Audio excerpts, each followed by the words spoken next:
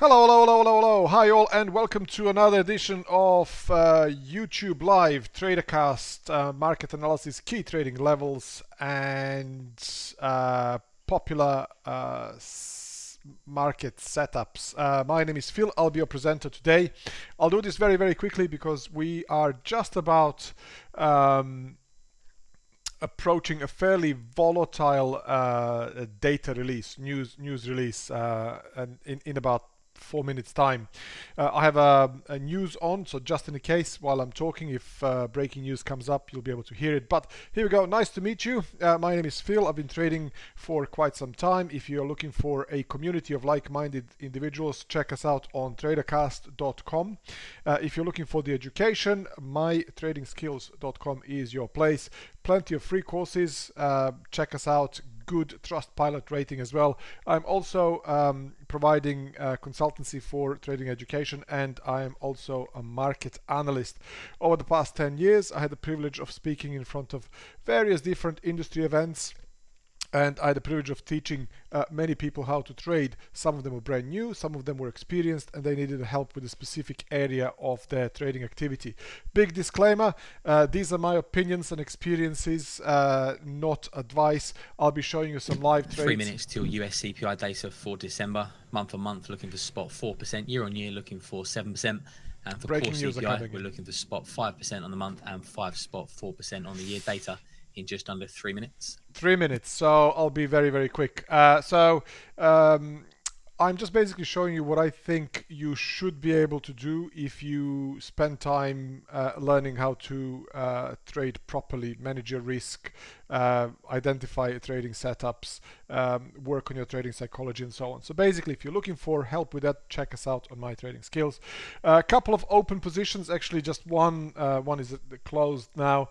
From yesterday, if you remember, I had the yen. I'm closed. I'm out of my Nasdaq long position, so that's closed at 15,900. 15,900. Really happy with that trade. I am currently long S&P from 46.47. Now I had another long S&P at 46.60, and I got stopped out on that one. So I got stopped out on that one. That was a losing trade, but then I got in again at 46.47. And that's what I have currently open. I have a couple of pending orders or things that I'm looking at the moment. Silver, gold, a sterling dollar, euro dollar, and maybe another position in Nasdaq. But there'll be a very volatile reaction fairly soon across US dollar currency crosses. So what you're seeing here, this is Dow Jones, this is Nasdaq. I'll put Nasdaq here. This is gold. This here is dollar Japanese yen. This here is sterling dollar, and this here is euro dollar. I don't know if I should put crude oil here as well somewhere. It might be too busy, but there'll be a volatile 1 reaction. minute till data. We'll be leading with US CPI month on month for December. Seen rising by spot 4%. We could see a fairly volatile reaction now. Mainly in US dollar crosses, and then that might have in turn effect on gold indices and some of the other commodities like crude oil as well. So I'll wait for this to happen, and then we can go and assess the levels. I'm keeping an eye on Nasdaq, FTSE, gold, silver, dollar Japanese yen. Dollar yen is likely going to do something fairly quickly. So breakout above 115.50 could possibly open the way for a spike higher. 10 seconds. In that case, I would like to go long dollar yen, if that's the case.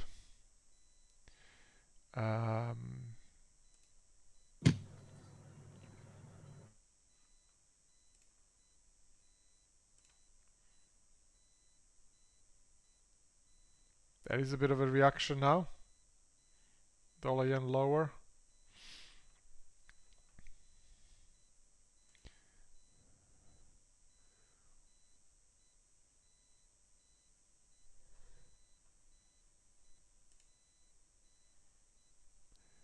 core CPI 5.5,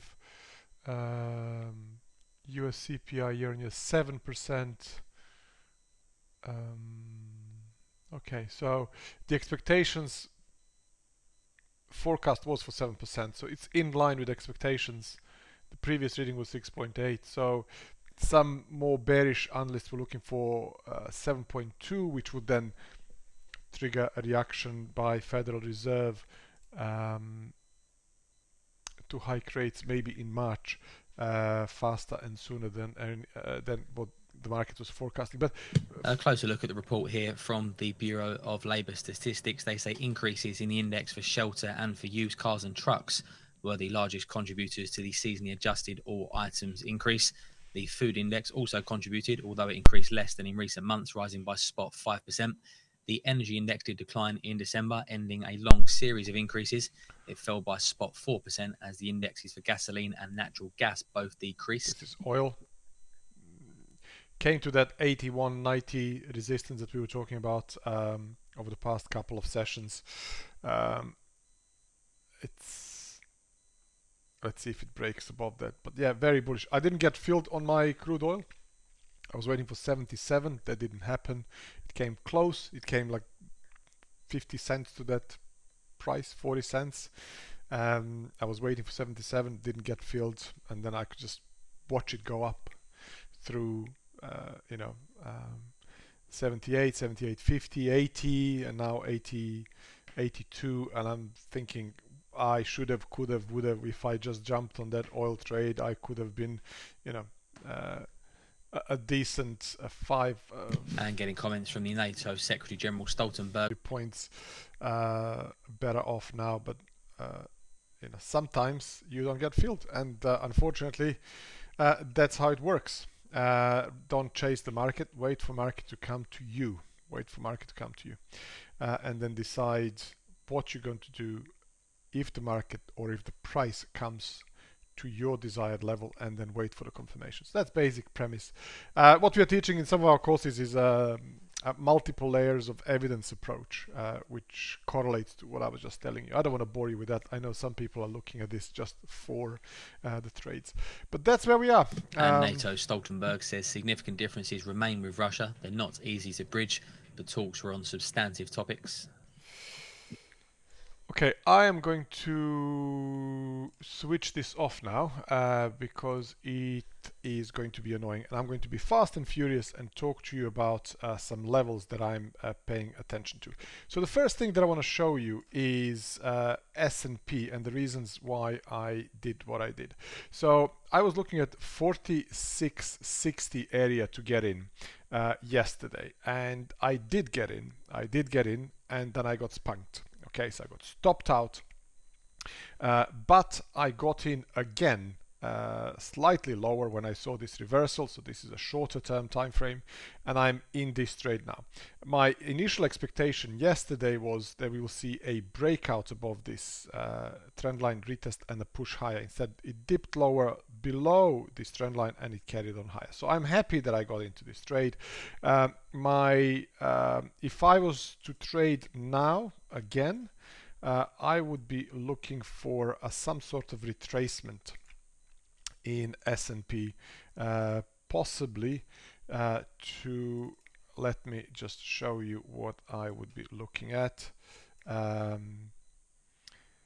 This 4660 level is still looking good. 4690, possibly 4677, something like that.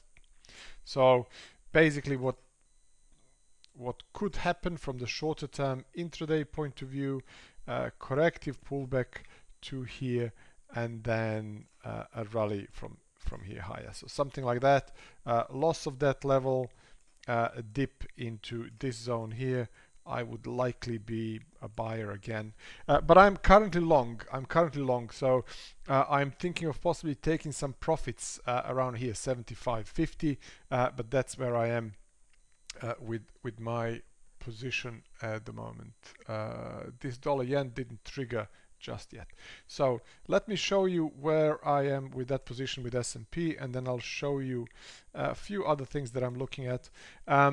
This will be fairly consolidated view. If you're looking for more detailed explanations why I'm doing some of this stuff and how I would analyze the market, and this is highly educational and actionable, come and check us out on tradingskills.com. So my position is currently here at 46.47.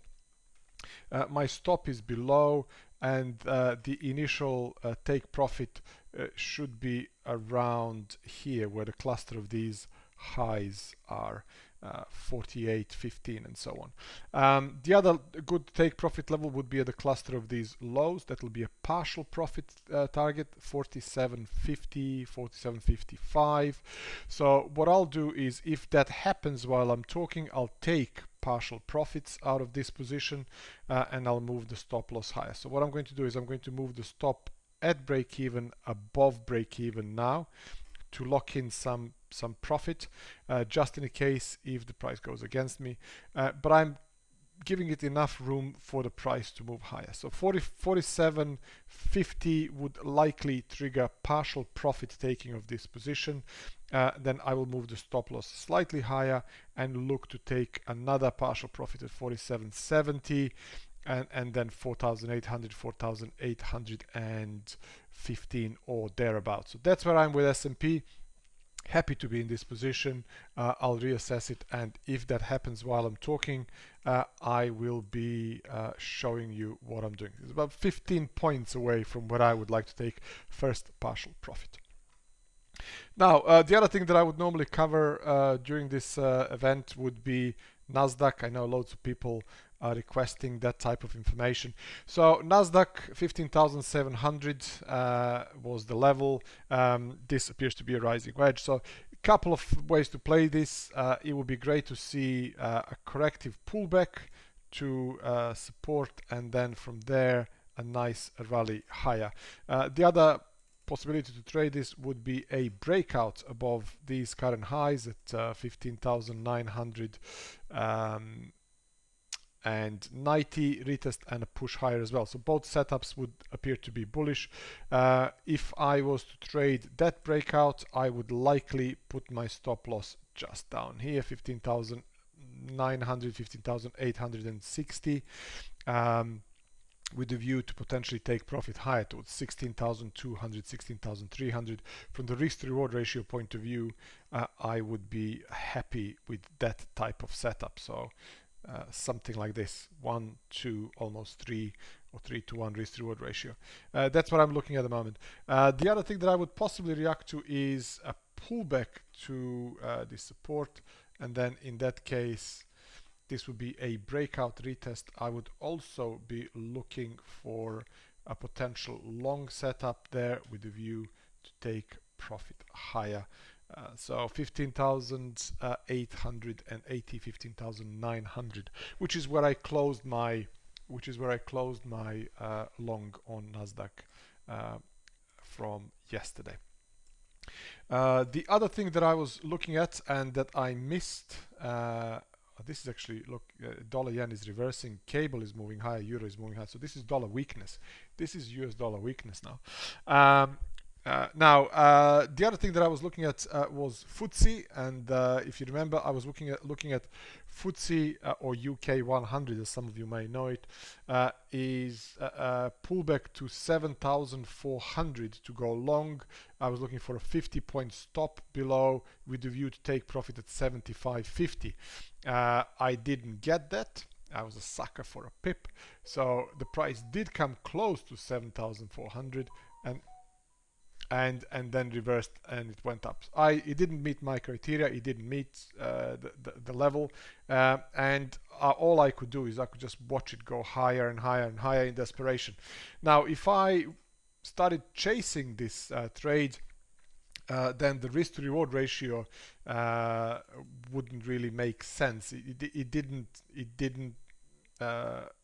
didn't really add on. It would be 1-to-1 risk to reward ratio or something like that, and I just decided to wait. So what I'm looking for at the moment is I'm looking for a possible pullback to 74.90, 74.80. So there for a possible breakout higher.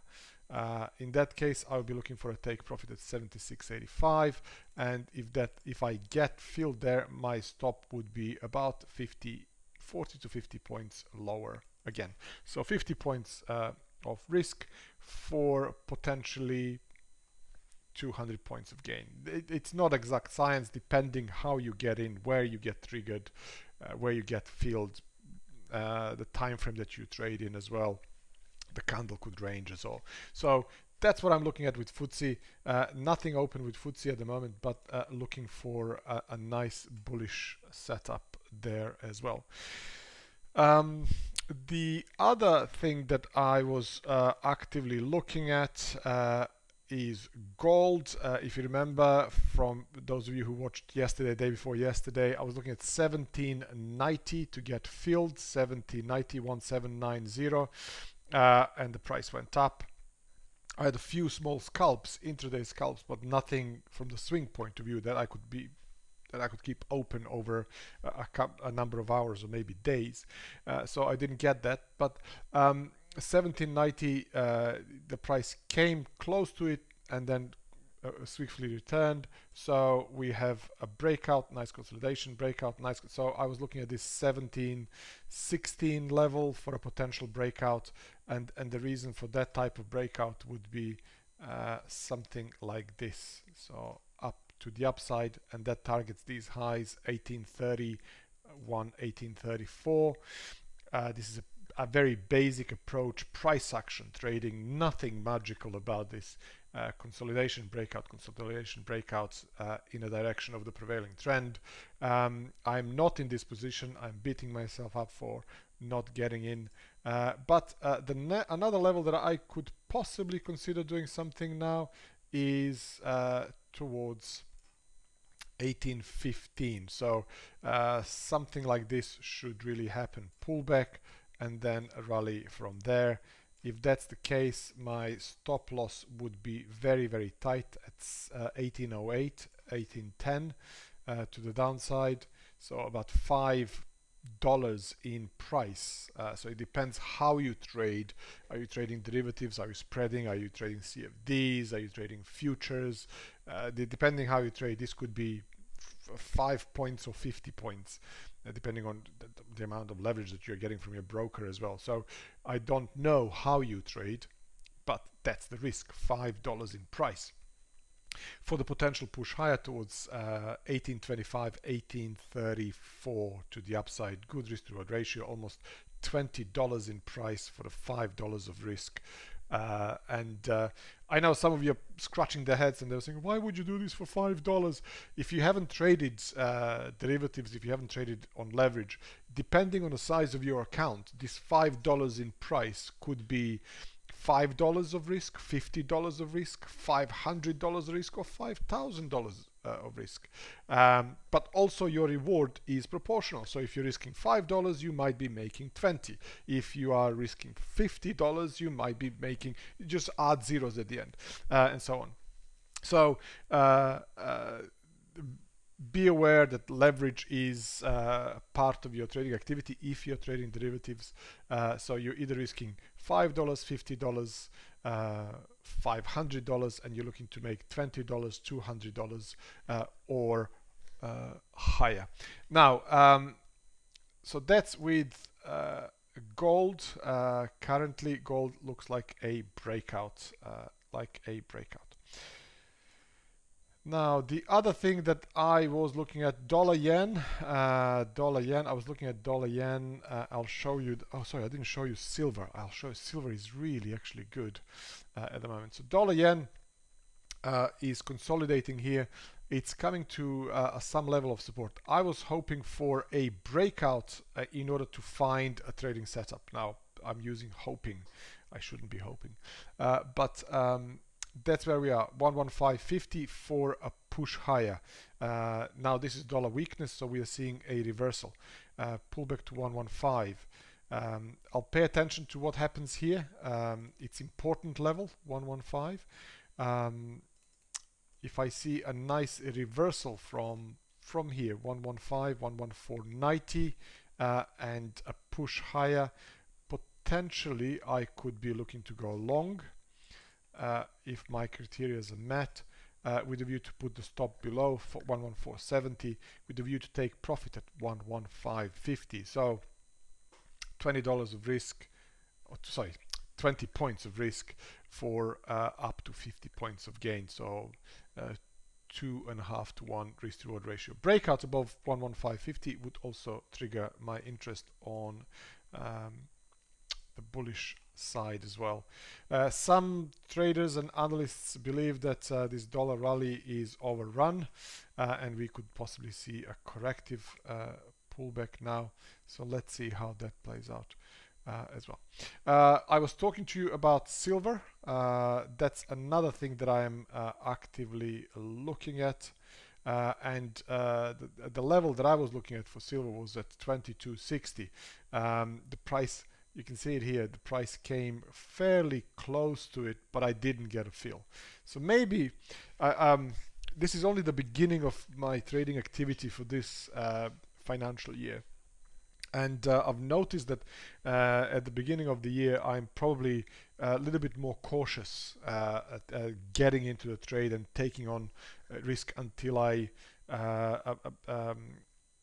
build up the account again, and until I build up the confidence that I can read the market, I can assess the market, I can react to what's happening and so on. So maybe my entry levels are just a little bit too far away from what I would normally react to, but I'm just taking it slowly and happy with that position. If it did go to 22.60, I would get filled. In that case, I would take the risk of 22.45, so 15 cents in risk for the potential push higher towards 23.30. Nice risk to reward ratio. So this is the amount of risk, this is the amount of potential reward, but it didn't happen. It came close to it, and now I'm feeling you are a sucker for a pip. Why did you wait for 22.60? You could have entered earlier and be in this position now and look, but I didn't. So that's where I'm with silver at the moment. I'm aware of the time. I'm going to stop this live broadcast very, very soon, in about a couple of minutes time, and then I'm going to go to TraderCast community and do a proper broadcast, going into a detailed explanation and the setups.